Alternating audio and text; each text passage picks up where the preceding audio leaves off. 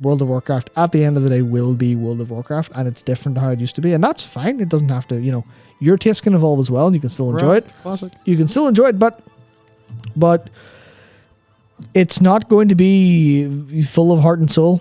It's not going to be something that will absolutely attract you perfectly. It's no longer the game that you attach your identity to if it's changed. You can still, it's almost like a friend who's changed.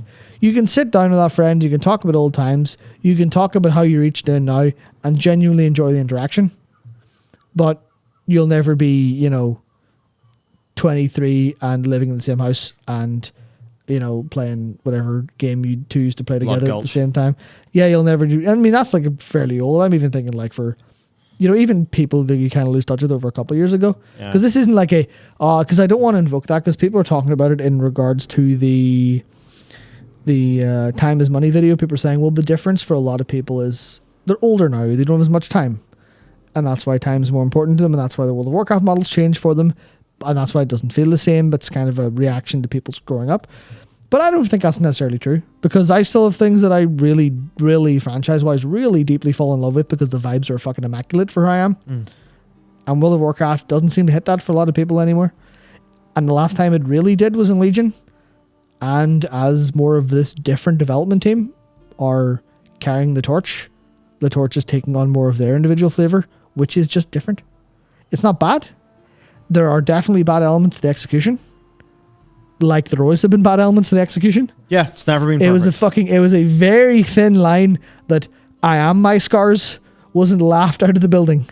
That was an extremely fine line, but it worked. I mean, I still laugh at it, but I laugh at it. I laugh with it because, the whole Illidan was a pretty well set up character. Some of that might be nostalgic attachment to Illidan, but it's like, yeah. And like Shadowlands was hyped up because they promised more World of Warcraft. They promised World of Warcraft and big things, and then that didn't pan out. People played it and they're like, I don't vibe with this. Yes, don't let people down. Yep, I don't vibe with this, so I won't vibe with your next one. Overhyped and underdelivered in terms of the feeling people have. Yeah, and like what you said about the soul is interesting. It does have soul, but it's not Samwise and Metzen's Chris. It's not Samwise DDA and or DDA, however you say his surname, and Chris Metzen. It's not their soul because they're not working on it anymore, and that's, by the way, natural. Yeah. And then you have that weird thing of like, what happens when people are just trying to make it like the old thing? Then it just becomes a fanfic of the old thing instead of a cool new thing that still is cool but has the same essence. And I guess they've just had a massive fucking identity crisis since Legion. You know what? I have a feeling a bunch of people fucking watched Game of Thrones and thought that fucking BFA and Shadowlands would be a good idea. And what chaos must there have been? Because, we hear... I mean, take Steve Snoozer. For nothing to... for nothing that could possibly suggest that he'd be anywhere near an Aphrosabi-like character. Very much quite the opposite. Absolutely. Now, he's working underneath Aphrosabi while Shadowlands is being concepted. Because remember what Ian said in that interview. Dragonflight entered active production development before BFA shipped. So, before Legion shipped, BFA work was being done. Right? They have to, they've always said, it's really 2 ahead is how much they plan. So, you kind of end up in this weird situation where, what would it have been like to be, and I only say Steve because Steve is the figurehead for that team.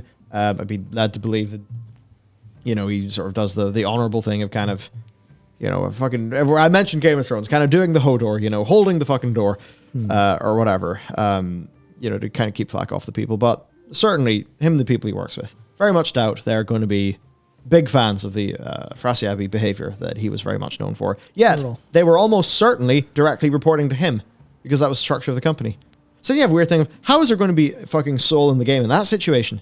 When they have to implement the vision of somebody who is basically slowly losing their rocker because of, personality issues, alcoholism, I suppose the combined stresses that, being a sort of a rampant sort of sexist harasser and having, all of that.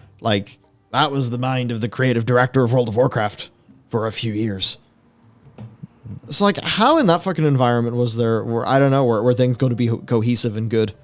And, you know, the train is going to be set up properly in the tracks. So I guess, like, when I think about the idea of, like, soul within the world of Warcraft, it's like, at the end of Mists of Pandaria, we basically know they were doing Legion pre-production, and they made the decision to go into WoD first. So it's like, no shit, Legion was inheriting a whole bunch of the old soul of WoW that came from the days of the end of Mists of Pandaria. And then things got really fucking screwy. They planned 2 expansions in advance, and that causes issues. So it's like, how do they get their soul back? And I guess that's interesting because, you know, Dragonflight, you know, basically, the expansion after Dragonflight, 12.0. Yeah, 12.0.